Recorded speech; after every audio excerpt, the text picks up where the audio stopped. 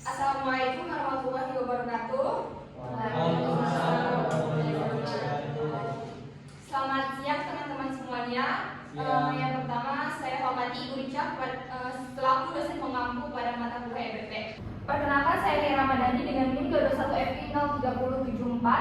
Pada kesempatan kali ini saya akan mempresentasikan materi mengenai EBP yang berfokus pada berbagai pendekatan berbasis bukti dalam manajemen nyeri pasien pasca operasi.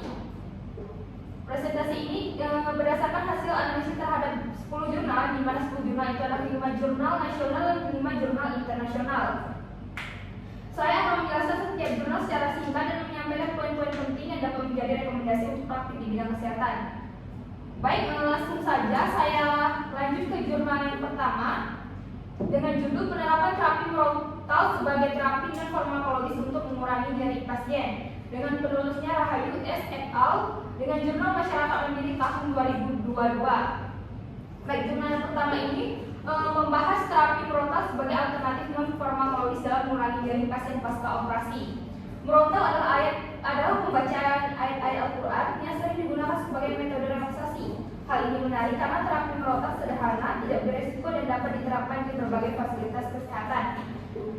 Metodenya yaitu observasional kuantitatif, responden 12 pasien pasca operasi di RSUD Cibinong.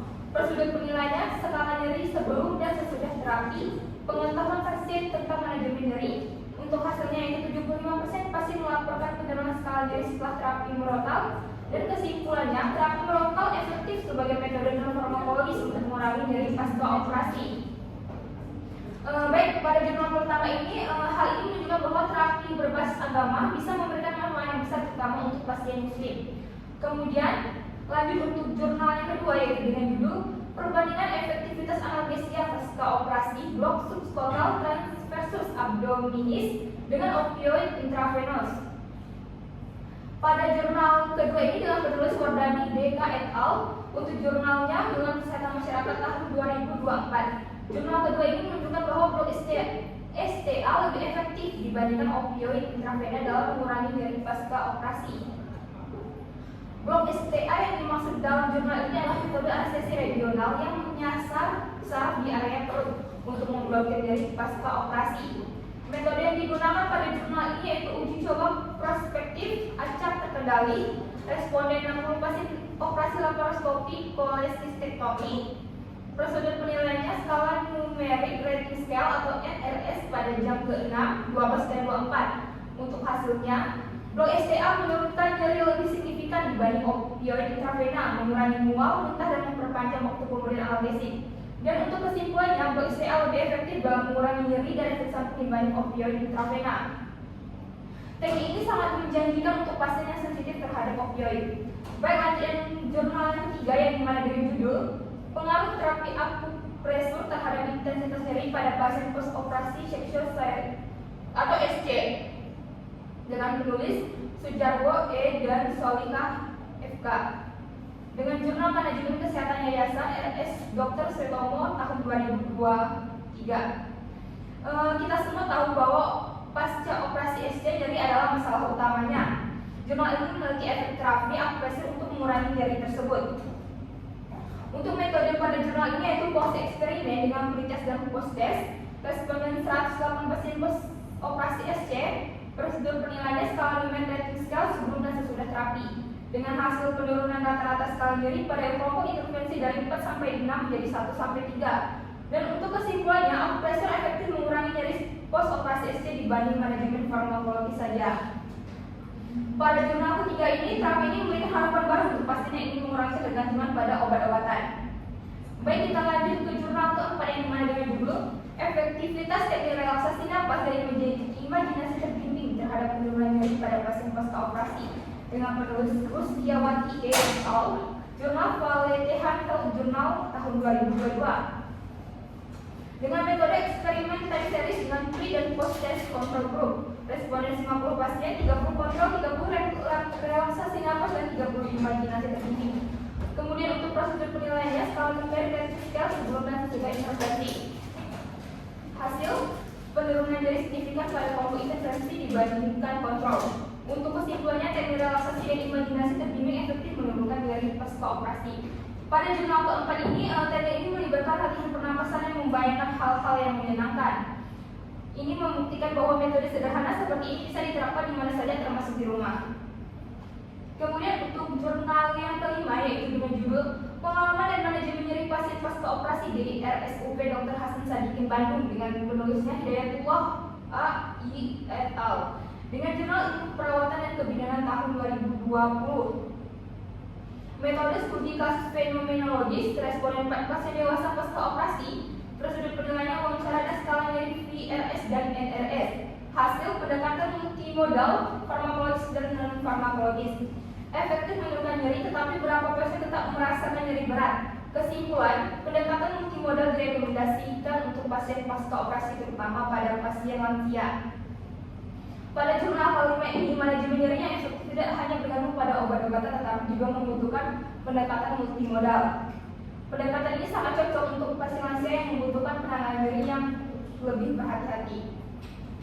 Lanjut untuk jurnal ke-6 yang dimana dari judulnya Effect of Bilateral Ultrasound with Attractors Pain Blocks and Postoperative Pain and Opioid Use dengan judul Wahdan A.S. et al. Dengan jurnal Egyptian Journal of Anesthesia tahun 2021.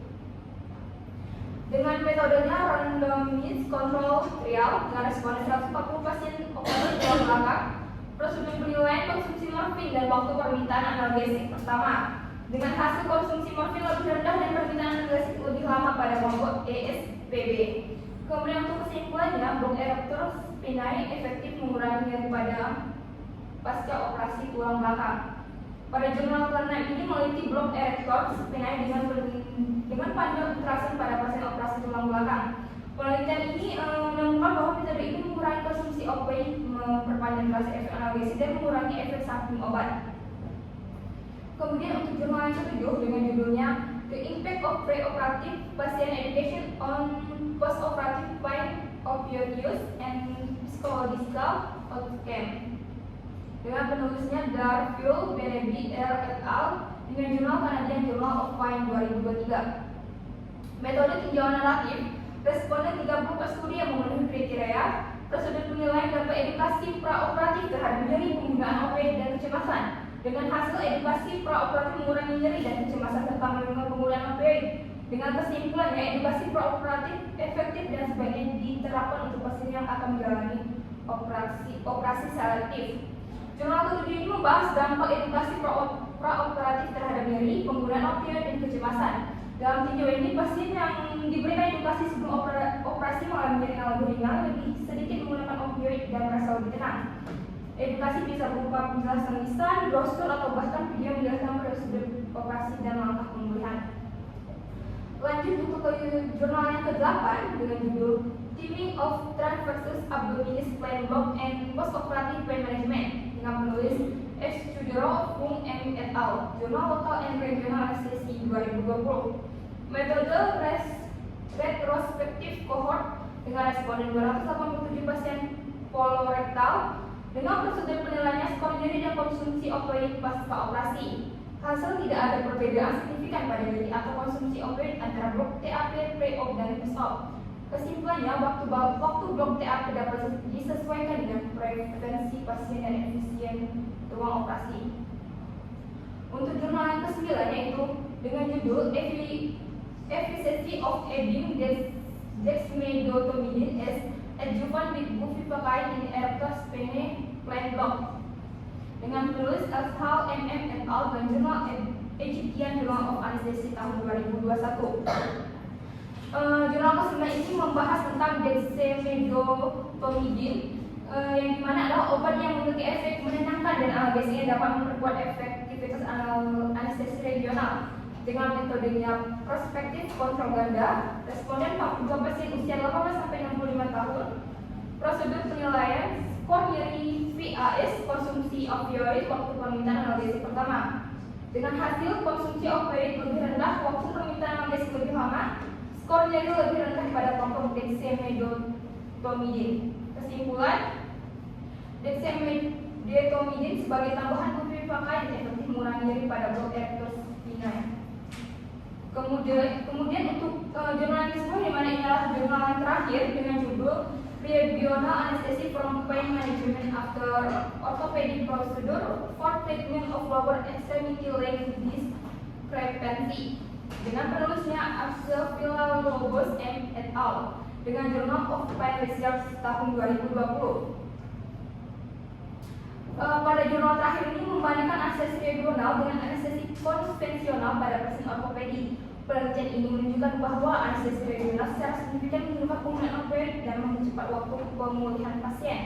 Dengan hasil penggunaan opioid lebih rendah pada kelompok RA 0,5 mg per kilogram dibandingkan NORA 1,7 mg per kilogram dengan lama rawat yang lebih singkat pada kelompok RA.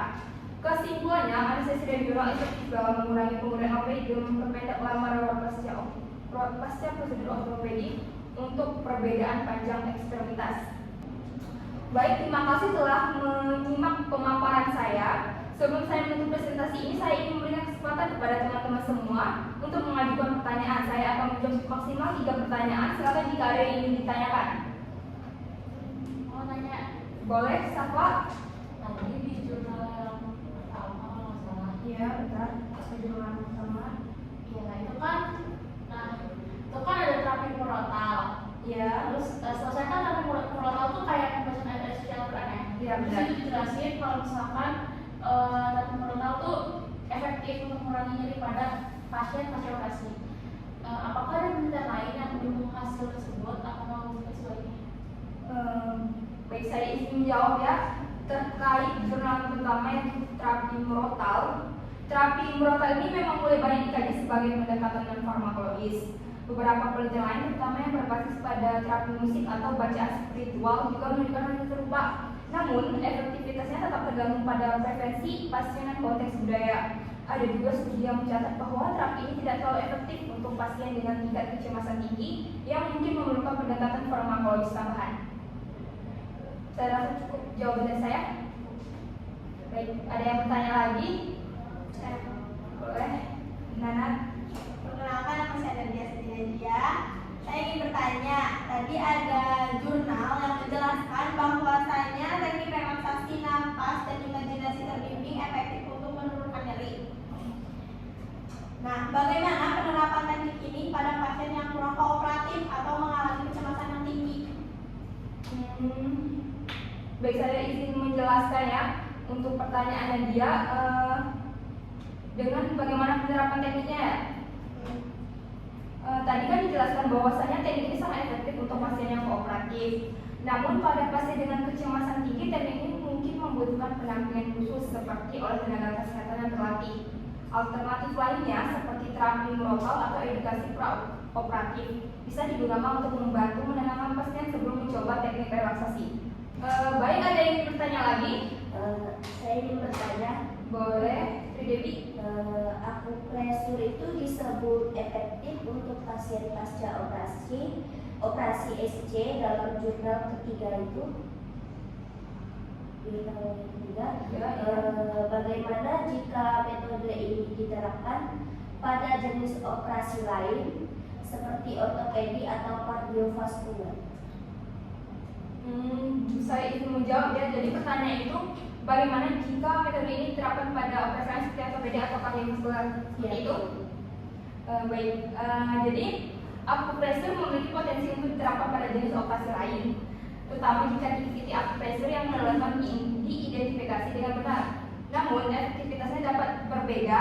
Penelitian lebih banyak diperlukan untuk memastikan manfaat akupresur pada pasien ortopedi atau kardiovaskular dengan jenis nyeri dan lokasi nyeri yang berbeda. Cukup jawaban dari saya? Sudah cukup. Baik. Baik teman-teman semuanya, demikian pemaparan yang dapat saya sampaikan mengenai mata kuliah EDP dalam manajemen nyeri pasien pasca operasi. Jadi berdasarkan analisis dari 10 jurnal yang saya bahas, dapat disimpulkan bahwasanya kombinasi metode farmakologis, non farmakologis dan edukasi pasien dapat memberikan hasil yang signifikan dalam mengurangi nyeri dan meningkatkan kualitas hidup pasien. Saya mengucapkan terima kasih kepada teman-teman dan Ibu Rica yang telah menyimak presentasi ini hingga akhir. Semoga materi yang saya sampaikan dapat bermanfaat bagi kita semua. Apabila ada masukan atau pertanyaan, saya sangat terbuka untuk mendiskusikannya. Saya tutup dengan Assalamualaikum warahmatullahi wabarakatuh. Waalaikumsalam warahmatullahi wabarakatuh.